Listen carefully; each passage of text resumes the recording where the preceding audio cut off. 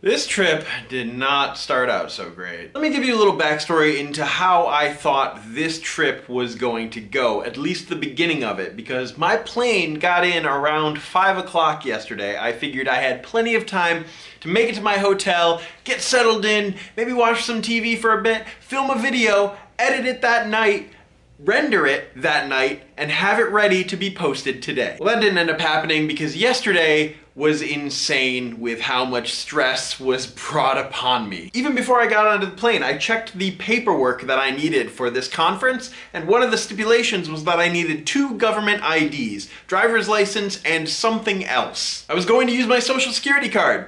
Couldn't find my social security card anywhere. I tore my entire apartment apart looking for my social security card. I could not find it anywhere. The fine print also stated that I could use a college ID as long as it had a photo, so I had a college ID with a photo, but it was a couple years old and I was worried. I knew that a social security card would be completely acceptable. The college ID I was still a little iffy on. There you go. So I never did find my social security card, but I took my college ID, my driver's license, my wallet, the whole shebang, brought it to the flight, which I made on time. The flight wasn't an issue at all. The flight was fine. Very smooth sailing. I didn't even have to sit next to anybody. I liked the flight. The flight was the best part of yesterday. I was in the air for 4 hours. I watched a couple episodes of The Office. I played some Zelda. I played some Pokemon.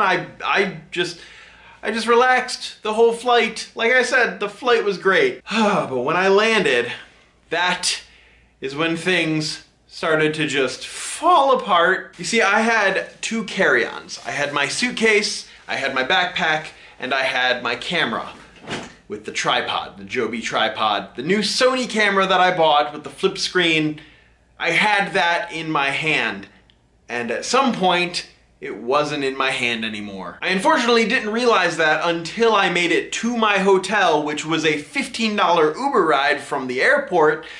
That's when I realized that I didn't have my camera anywhere because I was getting ready to film the video that I was going to film last night for today, but I didn't have my camera. So I'm freaking out because this camera is the reason why I am in Arizona. It is what I wanted to film and take pictures with, and without this camera, I only had my phone.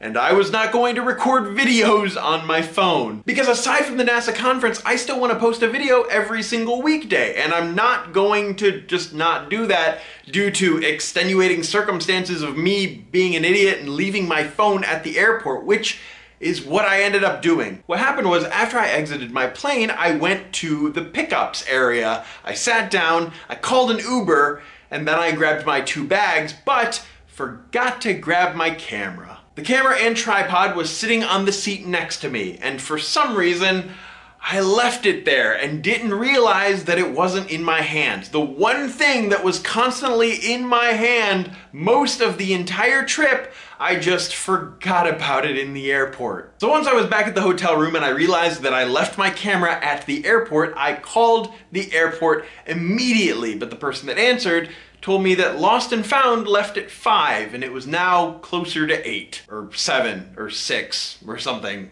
The time change was all wibbly wobbly. What matters is that Lost and Found wasn't there anymore. So I asked him, couldn't you send somebody to the area where I know that I left my camera just to grab it before somebody else does, before a stranger picks it up and walks away with it? And he told me that yes, somebody will go to that location and see if the camera is there and that I should call back in an hour.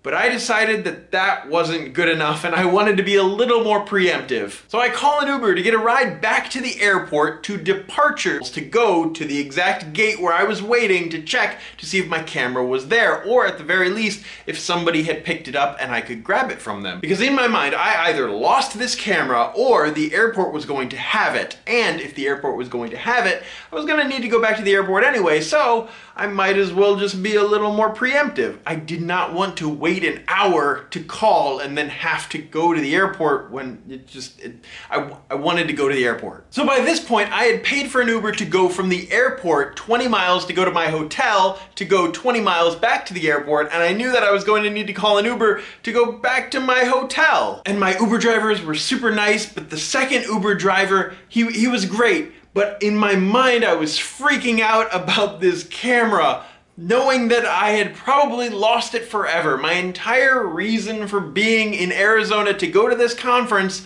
was left on a chair and I was never going to see it again. He's never going to see this video, but sorry that I wasn't that great of a conversationalist. I was mentally freaking out. So I get to the airport, I go to the exact seat where I was waiting for my first Uber, and nothing. There's no camera laying anywhere around. Lost and Found wasn't in.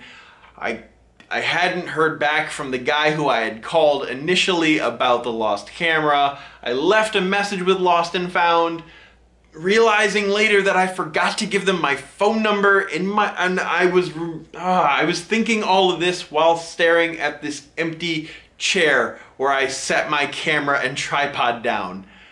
So then I walked a little bit further down the airport and I found an employee at information, and I asked her if anyone had turned in a digital camera and a tripod. And what she said gave me a glimmer of hope. She asked me to describe the digital camera and tripod, so I did. Sony Handycam has a screen that flips up, has a tripod that's a Joby tripod that can form and mold and move around. And as she reaches behind her counter, she says, "Now if I give you this camera, you're going to have to sign for it." And she pulls out my camera and tripod. I thanked this lady profusely, just over and over, thanking her so much that she completely saved my trip, that I was here from Ohio, that this was the reason that I was in the area, that's why I'm here. And she told me that soon after I left, there was a lady who found the camera and turned it into information, saying, "Someone will probably be back for this." Oh my gosh, there are still good people in this world. Oh, thank you, lady. Thank you so much for not just hijacking and stealing my camera. Thank you. That's my little camera freak out story. Obviously, I got the camera back because that's what I'm using to film. I left my DSLR at home, and that was another thing that popped into my head. Like, great, now I lost the Sony Handycam and I don't have anything to film with. I should have brought the DSLR, but I'm kind of glad I didn't, because luggage was a little bit snug, and if I'm going to be leaving with stuff from the area like I plan to do, I'm gonna need room in my suitcase. So I don't want that room in my luggage taken up by a gigantic DSLR. This camera is more than enough to do all of the things that I want to do this week. And I'm really excited to share with you some of the footage that I shot today. Today was the first day, tomorrow is the second and last day. But I got some really great footage, and today went amazing. The group that I'm with, they're fantastic people. It's a really fun group. But you will hear more about that soon. As for tonight, I'm going to quickly edit this video and go to bed, because it may be just after 9 here, but that's after midnight Ohio time, so I better get moving on this video to post it tonight. I'm going to relax. I hope you guys have a good night. As always, my name is Travis. Thank you for listening to What I Have to Say, and you will see me tomorrow.